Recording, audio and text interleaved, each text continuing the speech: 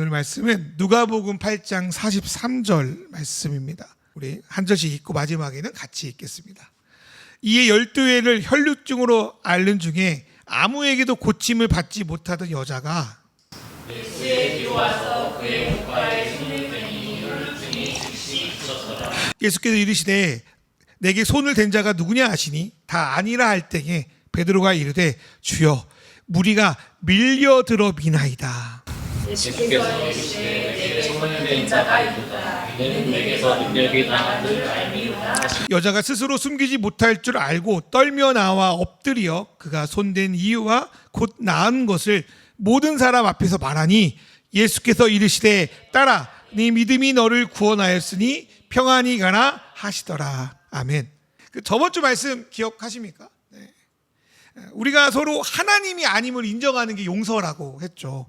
그럴 때 서로를 향한 어떤 아쉬움, 원망들이 좀 내려놓아지고 서로에게 가진 것들이 이전에는 부족하고 아유 조금만 더 잘하지. 예를 들어서 뭐 70점 맞은 친구한테 야 좀 잘하면 80점 받을 수 있어. 이렇게 이야기했던 사람이 야 70점이 어디냐 대단하다. 그렇게 바뀌게 되는 거죠. 그렇게 바뀌면 그 가진 것들을 아유 부족하고 좀 약하고 아쉽다가 아니라 서로에게 대단하다 축복해주면서 그를 감사로 기쁨으로 받아들일 수 있다. 그렇게 말씀을 드렸어요.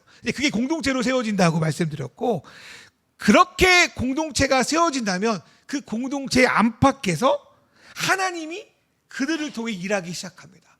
요한일서 말씀도 보지만 사랑하는 자 가운데 하나님이 임하신다고 하시거든요.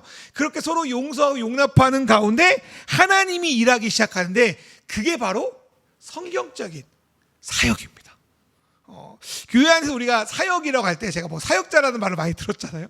그동안에 뭔가 특별한 소명을 받았던지 어떤 과정을 거쳤던지 그런 사람을 가리켜서 사역자라고 보통 말합니다. 그래서 많은 교회들은 사역자는 일을 많이 하는 사람, 교회 일을, 비사역자는 교회 일 별로 안 하는 사람들을 지칭하여 부릅니다. 그렇게 되면 사역은 특별하거나 어떤 헌신된 일부 사람만을 사역자라고 말합니다. 그런데 성경은 우리 중에 일부만을 사역자로 부르신 게 아니라 예수를 주로 부른 모든 자들을 사역자로 부르셔서 우리를 빛으로 들어가게 하신 분의 아름다운 덕을 선포하라고 부르셨습니다. 그게 베드로전서 2장 9절의 말씀인데요. 그런 면에서 우리는 모두 사역자이며 사역 자체가 우리의 삶의 예배가 될 수 있습니다. 그렇다면 사역은 어떤 자들이 할 수 있을까? 대단히 준비된 사람 아니면 어떤 훌륭한 사람 이런 자들이 사역할 수 있는가? 그런 거 아니라고 했잖아요. 그럼 사역자는 누구인가 우리가 볼 때 맨 먼저 사역의 원조이신 예수님이 어떻게 일하셨는지를 바라봐야 됩니다. 먼저 예수님의 오심을 가장 많이 예언한 선지자 중에 한 명이 이사야 선지자인데요. 그는 이사야 53장에서 예수님을 뭐라고 표현했습니까? 고난받는 종이라고 표현했습니다. 그중 일부를 한번 읽어볼까요? 이사야서 53장 4절 말씀 같이 읽어볼까요? 그는 시작. 그는 스스로 우리의 질고를 지고 우리의 슬픔을 당하였거늘 우리는 생각하기를 그는 징벌을 받아 하나님께 맞으며 고난을 당한다. 이 말씀의 표현을 빌리자면 예수님이 얼마나 큰 고난을 받으셨는지 많은 사람들이 예수님을 가르쳐 뭐라고 했냐면 야유 하나님에게 얼마나 죄를 지었으면 얼마나 벌받을 짓을 많이 했으면 그런 고난을 당하냐라고 비아냥거렸다는 거예요. 실제로 그렇게 일어나죠. 하나님의 아들이라고 하시는 분이 메시아라고 하는 분이 자기 백성에게 고난을 받아 죽기까지 했으니 어떻게 그런 분을 사역자라 할 수 있습니까? 전능하신 하나님의 아들이라고 말할 수 있는가? 메시아, 하나님의 특별히 기름 부음 받은 자, 어찌 보면 사역자라고 할 수 있는가? 그렇게 우리가 생각할 수 있다는 거예요. 그런데 성경은 그런 아픔과 고난과 상처를 받은 자들만이 상처받은 일을 이해하고 이루어할 수 있다고 말합니다. 기독교는 기본적으로 이 세상이 정상이 아니라고 판단해요. 그러면 정상이 아닌 세상에서 정상인처럼 살아가는 것은 보통 어려운 일이 아닙니다. 그런 면에서 상처는 이 세상을 살다 보면 자연스럽게 따라오는 겁니다. 특별히 정상으로 살려면 예수 믿는 사람답게 살려면 상처는 어쩌면 당연한 것일 수 있어요. 그래서 어떨 때는 내가 상처받아 힘들어 그런 것도 위로받아야 되지만 어쩌면 상처는 당연합니다. 모든 이들에게 크고 작은 상처는 있습니다. 만약에 그 상처가 치유되지 않고 계속 골마 있다면 그 상처는 나를 괴롭히다 못해 상대를 향해 골마 터지게 됩니다. 둘 다 아프게 만드는 거죠. 그러나 그 상처가 회복되고 치유된다면 그는 그와 비슷한 상처를 가진 자들을 위로하고 치유할 수 있습니다. 그런 면에서 십자가의 상처와 고난을 부활로 회복하신 예수님이라면 자기의 상처를 치유하심은 물론 우리까지 충분히 위로하고 치유할 수 있는 분이라고 성경은 말씀하는 겁니다. 그래서 고린도후서 1장 4절 말씀 읽어볼까요? 온갖, 세 번역으로 읽어볼까요? 시작. 온갖 환난 가운데서 우리를 위로하여 주시는 분입니다. 따라서 우리가 하나님께 받은 그 위로로 우리도 온갖 환난을 당하는 사람을 위로할 수 있습니다. 하나님이 환난 가운데 있었기 때문에 우리를 위로할 수 있고, 바울 사도와 그 사도들은 하나님이 받은 위로로 자기의 위로를 치료하고 그 치료한 위로로 다른 사람을 위로할 수 있다고 고린도후서에 말씀하고 있습니다. 우리가 이제 기독교를 떠나서 하나님이라고 하면 완벽한 사람, 유느님 하면 뭔가 이렇게 대단한 사람으로 생각을 하잖아요. 고난도 슬픔도 없는 사람, 그런 신은 우리를 위로하지 못한다고 우리는 무의식적으로 생각할 때가 많습니다. 그러나 우리가 믿는 예수님은 우리와 같이 되셔서 우리의 연약함을 함께 겪으신 분이다. 제가 요즘에 3프로 TV라는 그 경제 채널에서 릴리전 시리즈라고 해서 기독교 예수님 이야기들이 계속 하거든요. 그러니까 김학철 교수나 배덕만 교수 이런 분이 나와서 하는데 저는 되게 재밌더라고요. 그러니까 세 명이 다 비신자야. 패널이 경제 쪽으로 뛰어난 분들이고 어쨌든 그런 사람들이 비기독교적인 관점, 일반적으로 개신교에 대해 갖고 있는 편견들을 갖고 질문하는데 그것들을 그들의 눈높이에서 이야기하는데 되게 재밌더라고요. 예수님 어떤 분이냐? 예수님의 목수라고 하잖아요. 목수가 원래 헬라어로는 테크니션의 원어가 있대요. 테크니션. 그러니까 테크니션이라고 하면 되게 대단한 어떤 공학 느낌 나는데 그 시대의 그 헬라어 테크니션 그 의미는 잡부, 일일 노동자. 그러니까 나사렛 옆에 세포리스라는 그 신도시에서 아마 계속 일했을 거라고 추정을 하는 거예요. 그래서 이제 미라클 메이커라는 점토로 만든 예수님 그 영화에 보면 예수님이 세포리스 가가지고 일하는 장면들이 나오거든요. 그러니까 예수님이야말로 우리의 고난과 우리의 아픔을 너무나도 잘 아시는 분이라고 우리는 충분히 이해할 수 있는 분이에요. 그리고 예수님의 출생이 정확히 몇 년도냐? 정확히 모르거든요. AD 1년이라고 했지만 잘 몰라요. 예수님이 정확히 30살에 사역하셨냐? 추정할 분이 정확히 몰라요. 모른다는 건요. 그러면 이게 거짓말이다 이런 게 아니라 원래 사회적 지위가 높은 왕들은 몇 년도가 다 기록이 돼요. 근데 예수님은 너무나도 뭐라고 표현하고 유대인들 안에서도 그런 어떤 평범하지 못하신 분이었기 때문에 그런 연도가 정확하게 기록이 안 되죠. 왜냐하면 예전에 우리 할머니들 보면 호적이 정확히 안 돼 있어요. 언제 태어난지 잘 몰라. 왔다 갔다 해. 예수님이 그런 분이셨다는 거예요. 하나님의 아들이 그런 분으로 믿어요. 여러분, 하나님의 아들이 뛰어나고 우리에게 엄청난 축복과 권위를 내실 분이라고 생각을 하면 우리는 번지수를 잘못 찾았을 수도 있어요. 우리가 믿는 하나님은요, 고난당하신 분이에요. 상처받은 치유자예요. 근데 그분은 우리를 그렇게 이해하시기 때문에 우리를 진심으로 이해하고 치유할 수 있습니다. 그래서 히브리서 4장 15절에 뭐라고 말하냐면 우리에게 있는 대제사장은 우리의 연약함을 동정하지 못할 이가 아니요 모든 일에 우리와 똑같이 시험을 받은 분이다 라고 기록하고 있습니다. 그래서 헨리 오웬이라는 사람은 그런 예수님을 가르쳐서 상처 입은 치유자다라고 부릅니다. 그런 면에서 사역자의 첫 번째 요건은 역설적이게도 약함입니다. 한계를 인정하지 못하는 사람들을 우리 주변에 있으면 눈에 띄는 일을 되게 잘할지도 몰라요. 그런데 진정한 의미의 성경적인 사역은 할 수 없습니다. 어떤 사람은 스스로 완벽해야 또 준비가 되어야 다른 이들을 섬길 수 있다고 믿습니다. 상처를 완전히 지워버려야 없어야 다른 이들을 도와줄 수 있다고 생각합니다. 그러나 이 땅에 상처 없는 사람은 없기에 그렇게 말하는 사람은 스스로를 모르거나 아니면 그런 척하면서 다른 이들을 속이는 사람입니다. 오히려 하나님의 사역은 상처와 약함이 나타날 때 일어납니다. 저 사람도 나와 같은 아픔이 있구나. 그러나 하나님의 뜻 안에서 치유받고 있구나. 그렇다면 나도 치유받을 수 있겠구나. 나도 나와 비슷한 사정에 처한 이들을 내가 아닌 예수님의 은혜로 치유할 수 있겠구나를 알아차리는 것.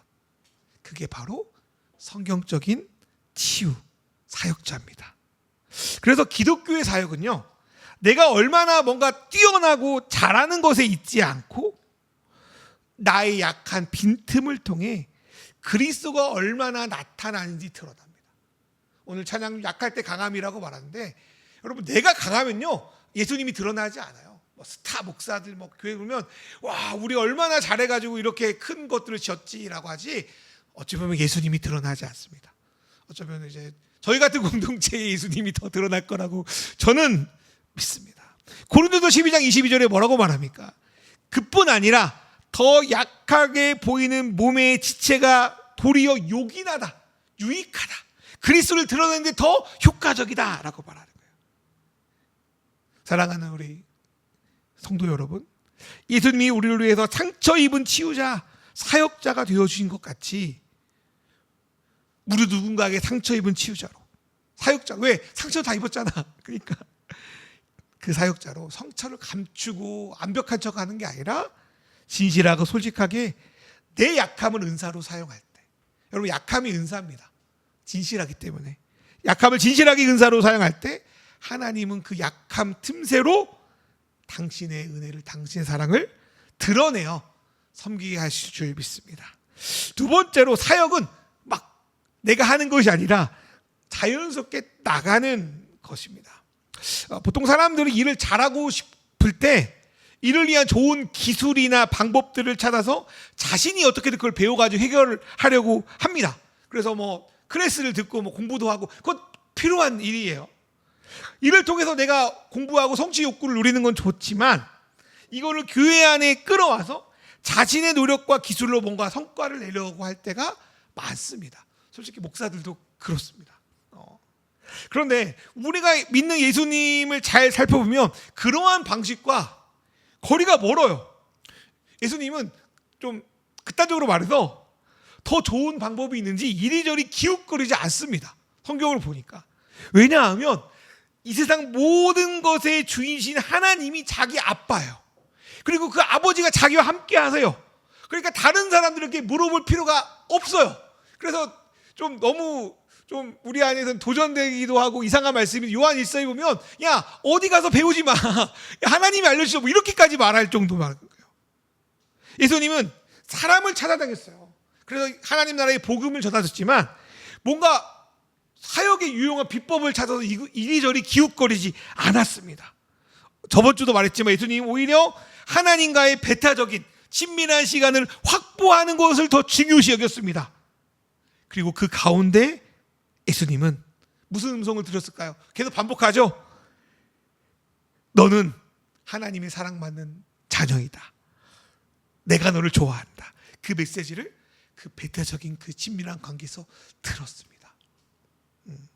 그렇게 하나님에 대한 라포, 하나님에 대한 사랑이 충만해지면 그 사랑이 자연스럽게 넘쳐 흘러서 다른 사람을 아버지가 아들을 보는 것처럼 긍휼의 눈으로, 긍휼의 마음으로 바라보게 되고, 바라보게 되면 내가 도와줄 게 뭐가 있는가? 그런 마음으로 아버지의 뜻대로 내가 할 수 있는 것들을 하게 되는 게 사역입니다. 그리고 예수님은요, 그 일을 행하시고 그 사역의 결과를 하나님께 맡기셨습니다. 왜냐하면 사역의 성공의 실패 여부는 결과가 아니라 하나님께 달려있기 때문입니다. 특별히 오늘 본문이기도 한데요, 우리는 혈루증 여인의 치료 장면을 통해서 사역의 본질이 무엇인지 한번 생각해 볼 수 있을 거라고 생각 들어요. 다른 병치유 사건과 달리 이 말씀의 예수님은 이 여인을 치유할 생각이 없으세요. 그래서 예전 저 전도사 설교를 보면 좀 부끄러운데, 야, 예수님 알았을 텐데 일부러 모른 척 한 거야, 뭐 이렇게 설교했던 적이 있어요. 뭐 그렇게 해석할 수도 있는데, 하나님 신이, 예수님 신이니까 이 이야기, 이 말씀을 보면 예수님이 이 여인을 치료할 생각이 없었어요. 누구를 치료하러 가고 있었냐면 야이로의, 회당장 야이로의 딸을 치료하려고 길을 떠나고 있었어요. 길이 너무 막혀가지고 막 이리 치고 저리 치는 그 상황이었어요. 근데 이 여인이 그 상황에서 예수님의 옷, 예수님의, 엄밀히 말하면 예수님 옷술이에요. 옷 밑에 달린 그런 술, 그 커튼 밑에 달린 것처럼 그 술을 다 만지면 낫겠다는 생각으로 되니까 재밌어요. 나만 재밌나? 예수님의 능력이 예수님의 의도와 관계없이 빠져나가요. 되게 특이한 본문인데 이걸 어떻게 해석하면 좋을까요? 여러 가지 해석들 아까 말했지만 알지만 모른 척했다 뭐 이렇게 할 수도 있겠지만, 분명한 한 가지는 예수님이 이 여인을 고친 게 아니에요. 더 나아가 누가 고쳤냐면 하나님이 예수님께 믿음으로 손을 대는 이 여인을 긍휼히 여기셔서 병을 낫게 하신 거예요. 저는 이게 사역의 본질이라고 생각해요. 사역의 주체는 내가 아니에요. 다른 말로, 이거 좀 위험한 말이에요. 위험한 말씀인데, 예수님의 사역의 주체는 예수님이 아니에요. 하나님이에요. 아버지. 예수님이 그러잖아요. 나는 아버지가 말한 대로 일한다고. 내가 한 것 중에 하나도 아버지의 뜻이 아닌 게 없다고 말하잖아요. 예수님이 이 여인을 고쳐야겠다, 아니면 이 여인을 고치는 걸 몰랐다, 중요하지 않아요. 왜냐하면 그 사역의 주체는 하나님이니까. 내가 사역의 대상을 알고 있을 때도, 혹은 모르고 있을 때도, 혹은 의도치 않았을 때도 그거는 동일해요. 예수님이요, 능력이 강제로 빠져나간 거 알았어요. 나 같으면 기분 나쁠 것 같아. 하나님, 그래도 말해주고 하라고. 뭐 그런 거 있잖아. 일할 때, 아니 선생님 말해주고 좀 해. 알고 있자. 좀 당황스럽지 않게. 뭐 어쩌면 당연한 요구일 수 있잖아요. 그래서 예수님 그런 요구 안 하세요. 하나님이 내가 모르는 사이에 주권적으로 나를 통해서 하나님의 능력이 빠져나갔음을 인정하는 거예요. 이 사역은 하나님의 사역이니까. 그리고 이 여인을 다른 일과 똑같이 말합니다. 네 믿음이 너를 구원하였다. 그리고 평안히 보내주죠. 이 예수님의 겸손함이 이 안에 있습니다. 사역은 겸손한 거예요. 사역은 뭔가 내가 특별한 뭔가를 해서 성과를 내는 것이 아니라, 내가 하나님의 사역자로서, 하나님의 아들로서 사랑받고 사랑 나눌 준비가 되면 자연스럽게 우리를 통해 그 치유가 흘러나가는 거예요. 그래서 사역은 그냥 되는 거라, 극단적으로 그렇게 말하기도 합니다. 그냥 되는 거다. 우리가 사역을 이렇게 접근하면 요한복음 14장 12절 말씀을 조금 더 새롭게 해석할 수 있다는 생각이 들어요. 제가 읽어드릴까요? 요한복음 14장 12절. 내가 진실로 진실로 너에게 이르노니 나를 믿는 자는 내가 하는 일을 그도 할 것이요 또한 그보다 큰 일도 하리니 이는 내가 아버지께로 감이라. 여러분, 이 말씀이 참 해석하기가 쉽지가 않은 말씀입니다. 아니, 예수님이 사역의 최고봉인데 뭐라고 말합니까? 너희가 예수님보다 큰 일을 할 거래요. 뭔가 예수님보다 큰 일을 한다고 하면 불경하게 느껴지고 말이 좀 안 되는 것 같고, 그러면서 이제 해석하기로는 십자가의 사역을 우리가 대신할 수 없어. 그런데 뭐 예수님이 5,000명 먹이시고 뭐 몇 명 치유하신 것보다 규모적으로 볼 때 더 큰 일을 할 수 있어. 뭐 그렇게 이제 해석할 수 있겠지만, 이번에 말씀을 준비하면서 이 말씀은 하나님의 주권을 인정했다고 생각해요. 예수님이 베드로를 예수님보다 뭔가 사역적으로 크게 썼다고 해서 기분 나빠하지 않아요. 하나님이 주권이니까, 야, 진실로 너에게 이르노니 나를 정말 받아들이면 하나님께서 너의 삶을 통해 일하시기 시작하죠. 너보다 큰 일도 할 수 있고 작은 일도 할 수 있어. 그런데 그거 중요하지 않아. 아버지가 너희를 통해 일하는 거야. 저는 그게 오늘 이번 설교를 준비하면서 마음에 들어왔습니다. 하나님이 주권이라면 우리를 크게 사용한들, 어쩌면 그보다 작게 사용한들 별로 의미가 없어요. 사역은 내가 아니라, 우리가 아니라 하나님이 하시니까. 하나님이 하시니까 좀 부담 없이 할 수 있어요. 사역은 아까 말했잖아요. 내가 의도하지 않아도 그냥 되는 거라고. 그래서 요한복음 15장 5절이 그 말씀이 있는 거예요. 나는 포도나무, 너희는 가지라. 그가 내 안에, 내가 그 안에 거하면 사람이 열매를 많이 맺나니 나를 떠나서는 너희가 아무것도 할 수 없느니라. 여러분, 이 말씀 너무 많이 들었지만 저도 솔직히 이해 잘 못해요. 아니, 주님 안에 거하는 게 뭐고, 내가 주님이 내 안에 거하면 열매를 자동으로 맺는데 그냥 바득바득 열심히 일하고 살잖아요. 우리 뭐가 자동으로 맺어?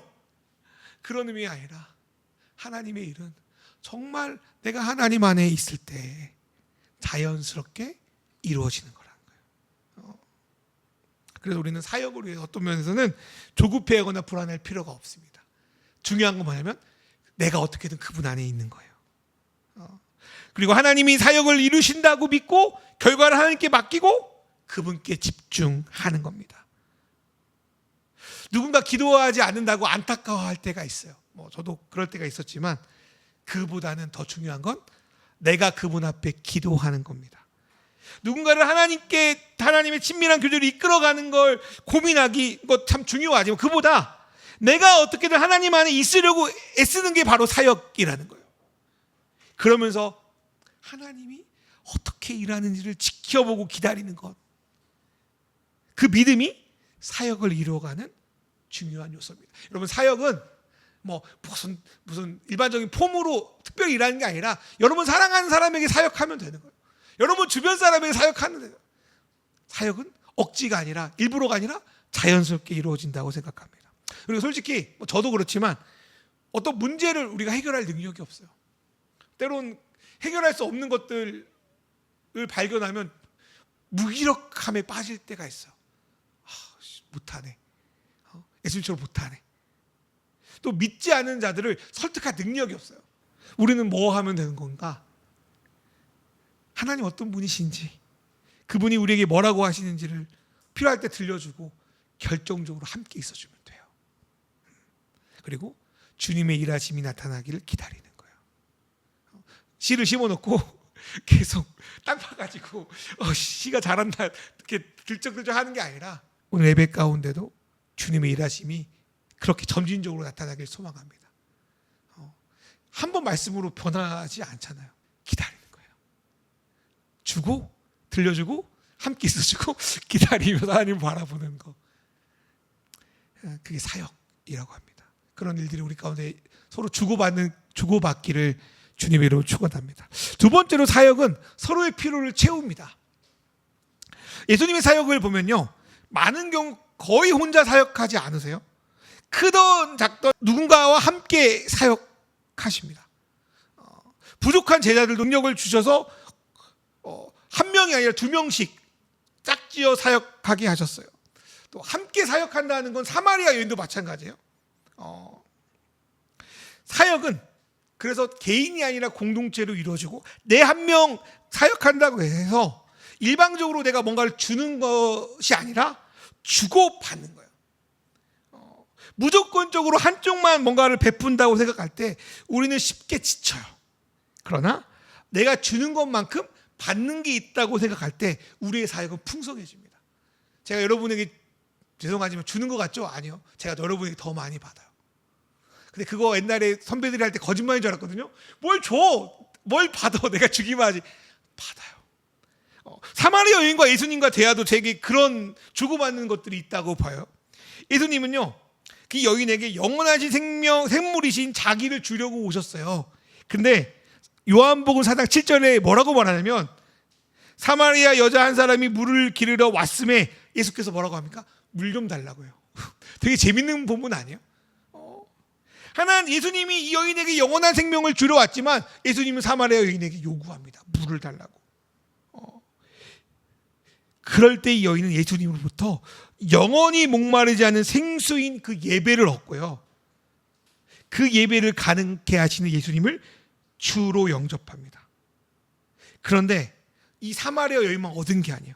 예수님도 사마리아 여인과의 그 사역 가운데 없는 게 있어요. 그거는 요한복음 4장 32절에 나오는데, 이르시되 내게는, 예수님이죠, 내게는 너희가 알지 못하는 먹을 양식이 있다.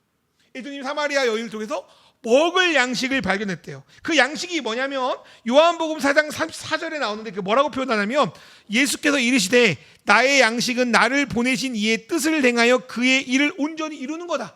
사마리아 여인을, 또 사마리아 사람들에게 하나님의 일이 이루어진 것이 나의 양식, 내가 먹을 양식이다 라는 거예요. 예수님이 사마리아 여인을 통해서 주기만 한 게 아니라 받았어요. 우리는 주고 받는 게 바로 사역입니다. 만약 하나님의 일을 나 혼자 한다면 쉽게 지쳐요. 그리고 혼자 하면요, 더 중요한 게 뭔지 알아요? 예수가 아니라 내가 드러나요. 혼자 사역하게 되면요, 혼자 어떤 그 사역의 영광을 독점하게 되면요, 자기가 우상이 돼요. 그리고 고린도전서 12장 7절에 보니까 각 사람에게 성령을 나타내 주신 거는, 은사를 주신 거는 공동이익을 위한 건데, 혼자 사역하고 혼자 사역을 안 해도 그거의 영광을 자기만 독점하면요, 그게 우상이 되는 거예요. 하나님 말씀을 어기는 거죠. 공동이익이 아니라 혼자 이익을 취하는 거죠. 그래서 우리가 주의 이름으로 행하는 수많은 일을 혼자 하는가, 아니면 같이 하는가, 쌍방소통하는가, 주고받는가, 공동의 유익인가, 아니면 나만을 위한 사역인가, 아니면 나는 없고 상대만 위한 사역인가, 체크해 보면 좋겠습니다. 하나님의 사역은 쌍방입니다. 주고받아야 되는 거죠. 세 번째로 사역은 감사와 긍휼이라는 두 가지 축으로 이루어집니다. 먼저 감사를 이야기하면, 감사는 저번 주에 말했지만 서로가 하나님이 될 수 없음을 인정하고 서로 그 용서를 끊임없이 주고 받는 걸로 시작된다고 말씀드렸어요. 서로 가진 은사가 아무리 커도 내가 부족하다고 느끼면 나는 너무 초라해 보여요. 반면에 아무리 작은 것이라도 하나님이 주셨고, 하나님 나라의 한 피스로, 한 조각으로, 한 구성원으로 하나님이 그를 통해 치유하고 있다는 것을 받아들일 때, 그 은사, 내가 가진 그 재능, 그 은사는 하나님이 주신 소중한 선물이 되고 서로에게 선물이 됩니다. 사람들은 뭔가를 받는 것도 좋아하는데 주는 것도 좋아해요. 내가 줄 것이 없다고 하면 참 기운이 빠지고 의미 없게 느껴집니다. 그때 예수의 마음을 가지고 당신에게도 하나님이 주시고자 하는 선물이 있다, 그 선물이 나에게 정말로 감사와 기쁨이 된다, 그러면서 상대방의 그 은사를, 작은 피스를 알아봐주고 기뻐할 때, 그게 바로 사역입니다. 사랑하는 여러분, 알아봐 주셨으면 좋겠습니다. 부족한 거 알아봐 주기보다 그 작은 것이 너에게, 또 나에게 선물이 된다고 알아봐 주는 일들이 일어나면 좋겠습니다. 또한 감사는 원망할 일이 많을 때도 필요합니다. 솔직히 원망은 나를 향한 원망일 때가 많거든요. 나를 향한. 근데 그게 너무 괴로우니까 많은 사람들은 그 원망을 그 상황이나 상대에게 투영할 때가 많아요. 그때 사역은 주변의 그 원망을 감사로 돌리는 힘입니다. 상황이 잘 안 풀린다는 걸 어떻게 우리가 부정하겠습니까? 그런데 역설적이게도 삶에는 힘든 일만, 어려운 일만 있는 거 아니잖아요. 그 속에 여전히 감사할 것을 찾아내는 것, 기뻐할 것을 찾아내는 것, 그래서 기뻐하는 게 바로 사역입니다. 전도서의 말씀을 보면요, 범사의 기한이 있고 천하만사가 때가 있다라고 합니다. 우리는 다양한 때를 경험해요. 마냥 좋기만 할 수가 없어요. 슬퍼할 때도, 힘들 때도 우리의 감정은 늘 엎치락 뒤치락 합니다. 그때 하나님이 그 이유에 계시다는 거, 이건 마치 폭풍이 치는, 번개가 치는 날에도 비행기가 그 구름을 뚫고 올라가면 평온한 하늘이 있는 것과 같습니다. 그리고 한편으론 구름이 없어, 너무 맑아, 하나님 보이지 않는 것 같아, 그런 걸 느껴지는 그 순간에도 우리 안에 계신 그 하나님을 발견하게 하고 알아차리고 함께 기뻐하고 감사해 주는 거, 그게 바로 사역입니다. 네 번째로 긍휼인데요, 우리는 사람을 긍휼히 여김으로 그 사역에 참여할 수 있습니다. 국률의 영어는 컴패션이라고 여러분 다 아시죠? 이 단어가 컴이 함께, 패션이 고난을 받는다. 여러 가지 뜻으로 해석할 수 있지만 결정적으로 타인의 고통에 아파하고 공감해 주는 게 바로 국률입니다. 어떤 교수님은 그 내면소통 쓰신 교수님 제가 언뜻 봤는데 이 컴패션 이렇게 해석하더라고요. 야, 네가 싫어하는 나 있잖아. 그러니까 원하는 내가 있고 현실에 나가 있잖아요. 이거를 어떻게 해석하면 야, 그의 꼴 좀 봐주라고. 함께 이렇게. 내가 자기 십자가 같은 거지. 거부하는 게 아니라 가도 나고 나도 나니까 그냥 함께 있어줘라. 이렇게 이제 해석하기도 합니다. 공감하는 게 국률입니다. 받아들이는 게 국률이에요. 국률은 단순히 함께 울어주는 거에서 그치지 않습니다. 그렇게 국률이 여기다 보면요, 우리는 국률의 사역을 다른 이들에게, 어쩌면 내 자신에게 할 수 있습니다. 대표적으로 오늘 누가복음 말씀 보면 7장에 나인성 가부를 국률이 여기시는 예수님을 한번 봤으면 좋겠어요.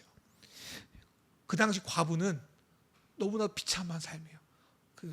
노동할 수 없고요. 과부가 되면요, 옛날 우리 조선시대 그랬지만 남편 잡아먹은 땡 이렇게 취급받았어요. 그 여인에게 평생의 어떤 어머니 계신데 평생의 어떤 그 소망은 아들이에요. 한 명밖에 없는 아들. 근데 아들이 죽었어요. 이 여자는 그 아들이 죽음으로 자기가 죽은 거예요. 얼마나 힘들까. 부모가 죽는 게 자녀에게도 힘들지만 자녀가 죽는 거를 보는 부모는 너무나도 고통스러울 거라 생각해요. 근데 누가복음 7장 13절에 보니까 예수님이 그 과부를 보시고 불쌍히 여기셔요. 국률이. 그래도 뭐라고 말씀하죠? 울지 마. 울지 마라. 과부가 솔직히 예수님과 아무 상관이 없잖아요. 근데 나인성이 지나가다가 그 자기 아들이 죽어 말로 형용할 수 없는 슬픔에 처해 있는 그 여인에게 찾아가서 불쌍히 여기십니다. 그러고 나서 그 관을 만져요. 그 당시 유대인들은 죽은 사람 관을 안 만지거든요. 부정하게 되니까.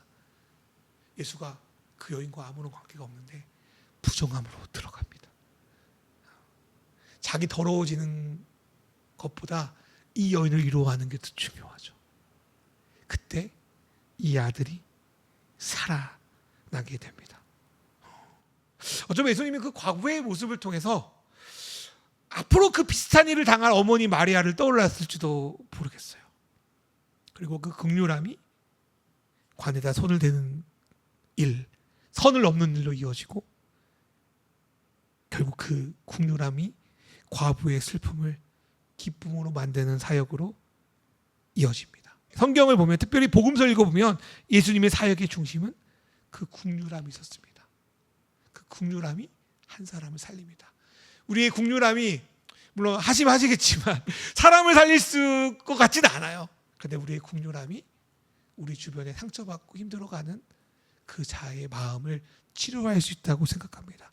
누가복음 6장 36절에 보면 예수님이 너희 아버지의 자비로움, 긍휼하신 같이 너희도 자비로운 자가 되라고 말씀하십니다. 오늘 이 예배 가운데, 말씀 가운데 예수님의 긍휼의 마음이 우리를 찾아오기를, 치유하기를, 그리고 우리를 위해 목숨을 내어주신 그 사랑이 우리 가운데 들어오길 소망합니다.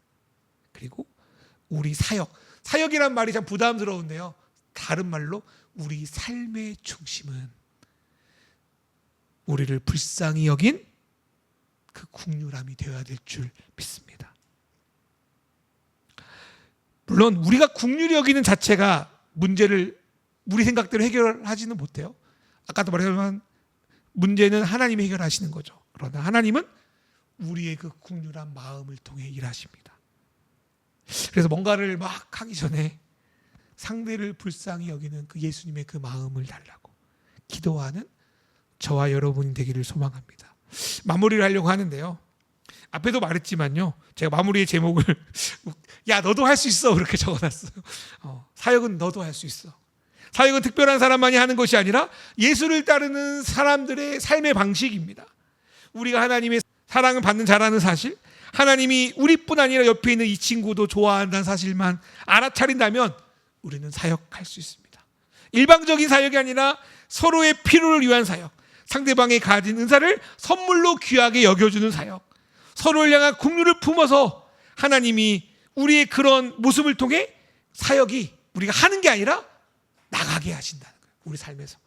그리고 이 사역을 할 수 있는 1순위는 멀리 떨어진 아프리카 어떤 사람이 아니라 매스컴에서 막 도와달라고 전화하고 그런 분들도 도와줘야겠지만 우리가 사역할 대상은 우리 바로 옆에 있는 사람, 사랑하는 배우자, 사랑하는 가족, 우리와 함께하는 직장인, 관계 맺어 어떤 사람, 도움이 필요한 어떤 사람, 그 한 사람이 우리의 사역의 대상입니다.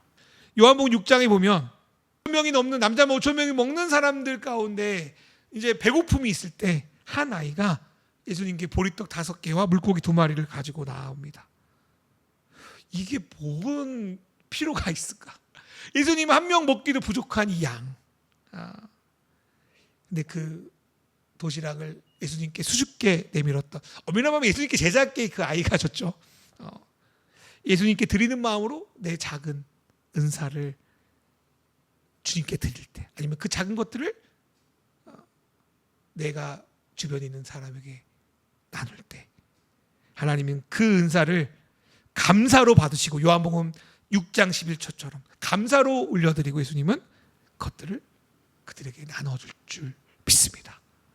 나눠주는 건 하나님의 역할이에요. 나는 내 작은 것을 드리면 됩니다. 하나님과 누리는 그 고독함 속에서 여러분 가운데 있는 상처가 회복되길 소망합니다. 그것이 믿음의 모임에서 용서와 축하로 나눠지길 소망합니다.